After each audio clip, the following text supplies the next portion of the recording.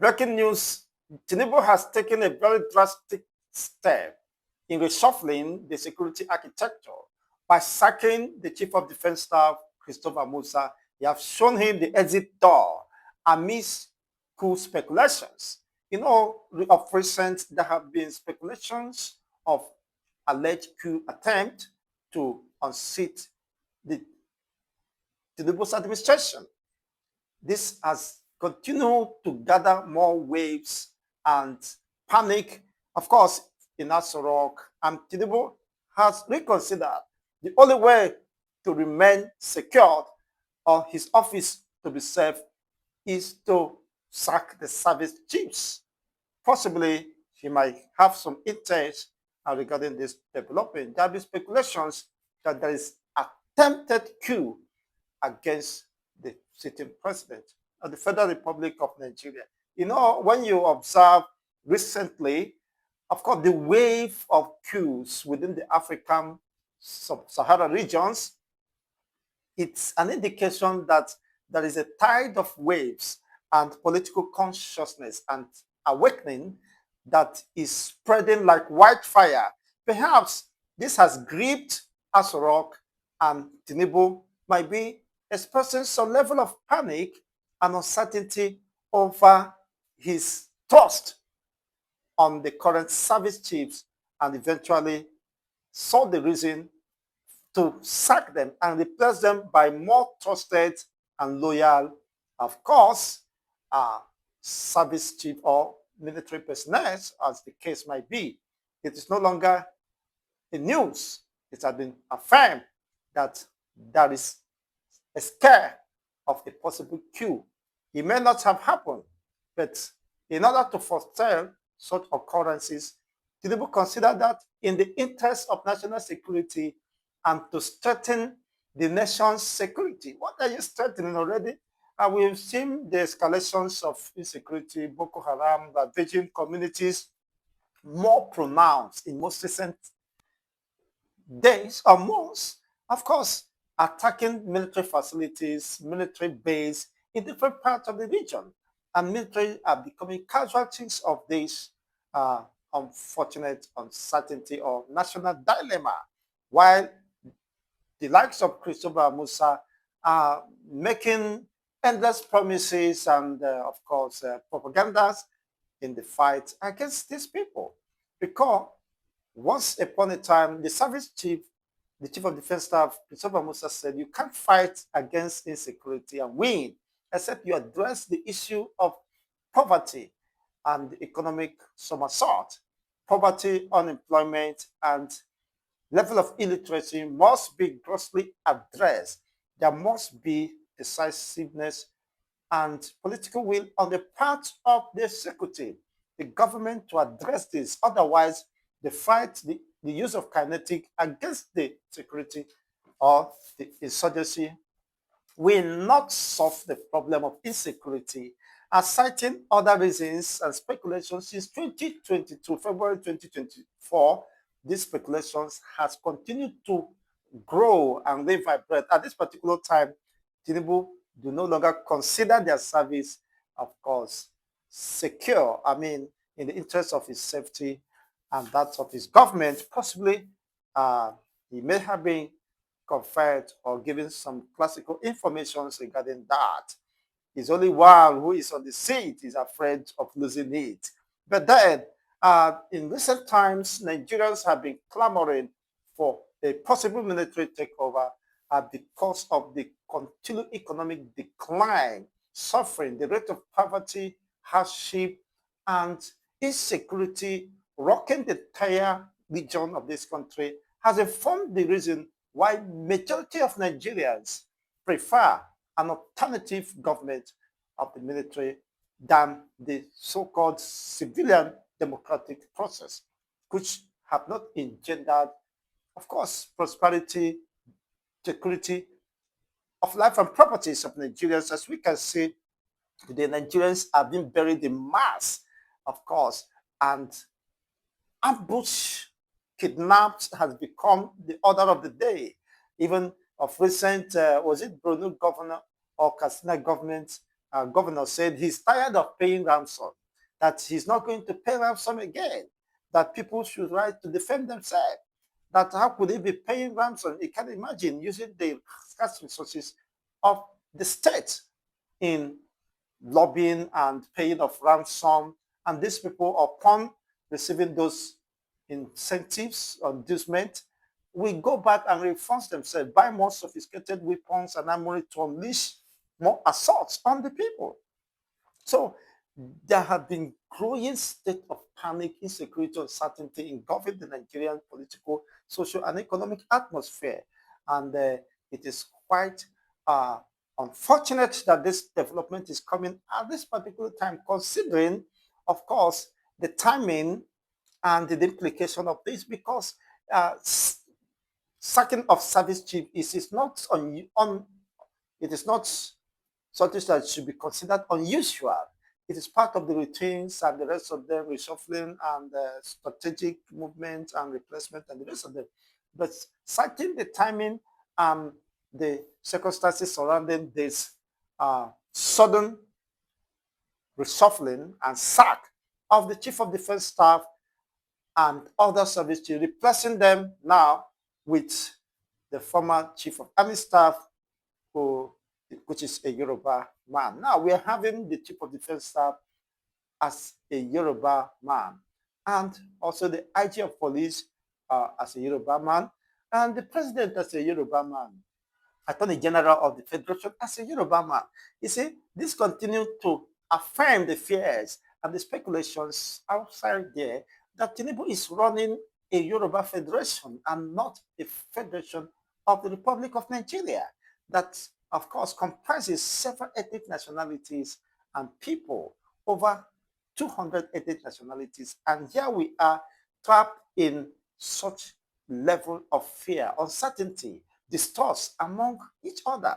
How could it be built a system, a government, and a people, a nation with such level of distrust, of course, across ethnic and religious divides?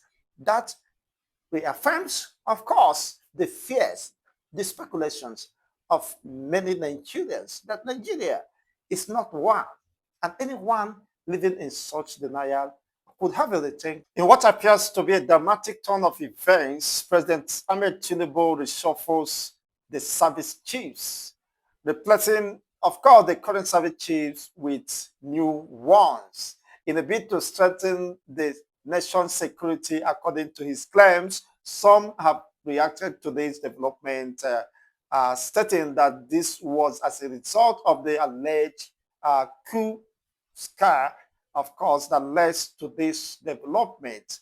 As it's been reported earlier this week, that certain military personnel, about 16 of them, were alleged to have plotted a coup or about to execute a coup to topple the Tinubu's administrations.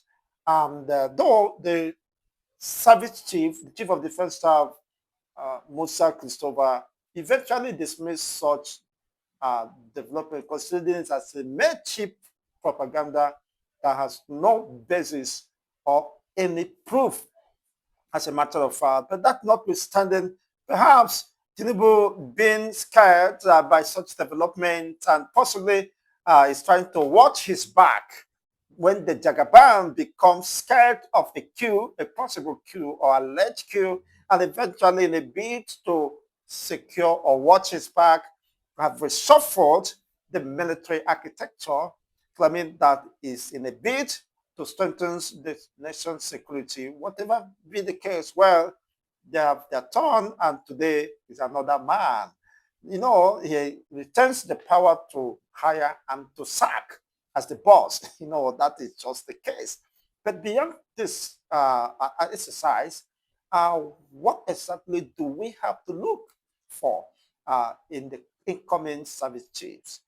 Could it provide solutions to the nagging security issues? Well, that depends on the political will of the president. It is not just a matter of being scared about the alleged coup or possibly uh, having no confidence in the current service chiefs or insinuating any possibility of being overrun or his government being toppled by this uh, zealous or overzealous military personnel, but people are very disturbed over the continued sufferings, pains, subjugations of Nigerians are suffering indeed, and they are looking for a way out of these sufferings and possibly believe that even the military interventions might be a necessary evil as currently the way Nigeria is being run by the ruling class. They believe that the military possibly may be an alternative means of cushioning the effect of Tinubu's administration, bordering on ever-growing insecurity. Poverty has been reported by a certified uh, global body, just like the World Bank have given their stance over the retrogressive nature of the Nigerian economy, citing that 139 million Nigerians are sinking below poverty line. You know the implication of this and what that implies. The inflation is not, of course, going down any moment from now. People are finding it extremely difficult to cope with the basic necessities such as food, clothing, and shelter. Honestly, the majority of Nigerians live homeless and have no facility to clothe themselves or even to fend themselves. The average Nigerian worker is considered living below poverty line because what could 70,000 do for a Nigerian citizen? At this particular situation, we have been trapped and amidst so much resources, uh, borrowing upon borrowing and extravagant spending by the political class just to satisfy their luxurious, ostentatious living or lifestyle. It's very disturbing development. This may have possibly informed the reason why majority of Nigerians, possibly directly or indirectly, are calling for the military takeover, and because they have not benefited from the supposed democratic system of government. Rather, they are on the path of losing, as a matter of fact. Well, whatever be the case, only time will reveal more details and the way to go, whether the alleged coup was just a mere strong uh, allegations or would there be any substance of evidence to that effect. But the news now is that it's over for the service chiefs. The chief of defense staff has been replaced. Bye bye to Christopher Musa. All his claims and the rest of them ends from this moment. He have his way. He have, of course, enjoyed his tenure. And whatever be the case, I wish him well in his future endeavors. It is time for another person to step in as the chief of defense staff, the fourth star general, of course, of the Federal Republic of Nigeria, is now a Yoruba man. Did you get it? Well, let's see how that goes as people continue to accuse Tinubu of not having an interest of building a coherent federal government, but is being considered as Yoruba Federation. Virtually everything, the third system of governance, administration, politics, and security is being controlled by the Yorubas. And as such, it's being considered as a Yoruba Federation, is regardless of whatever may be your opinion. The facts are there and will not be denied. Whatever be the case, we are monitoring the development and people are watching closely, of course, as Tinubu continue to shock many Nigerians. For some of us, that is not a shock. We anticipated more than this. And whatever might be unfolding could not be a shock or surprise to us anyway. Let's read an excerpt from this article here, published by the Guardian newspaper. Here is what, of course, it read thus. The President, Bola Ahmed, on Friday, bid to the ordered sweeping changes to the leadership of the Nigerian Armed Forces aimed at strengthening the nation's security architecture and consolidating command loyalty within the military. Wow, that is quite interesting.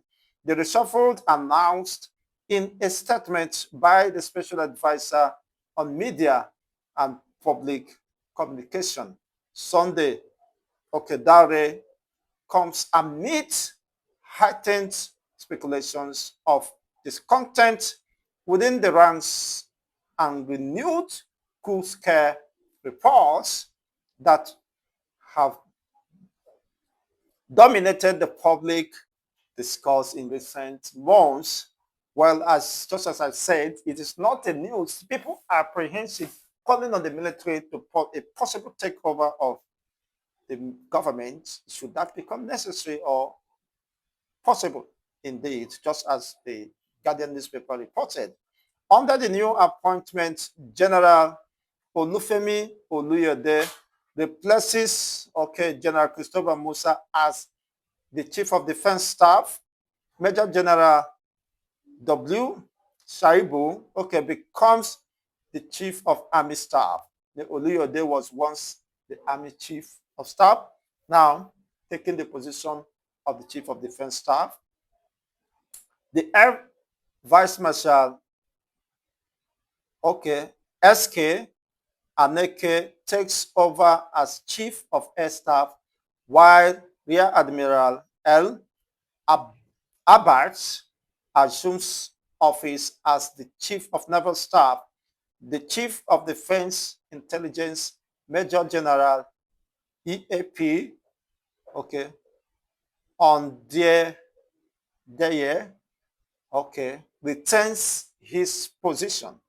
Wow, that is quite interesting. Christopher Musa is out of the way. That is quite interesting. Soldier comes, soldier goes. Another replaces. Well, that is just the story, of course, behind this development.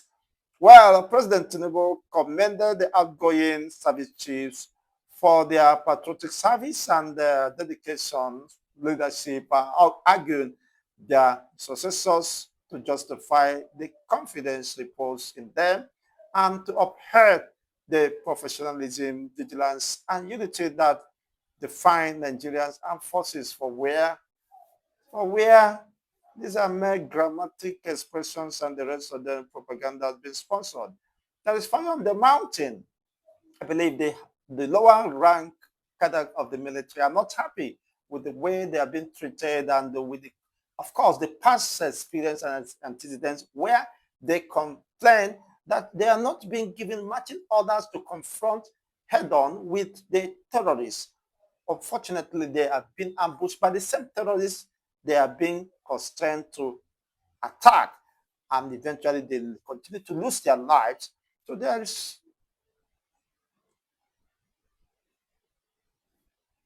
no peace, and of course, there is some level of unsettling within the military hierarchy.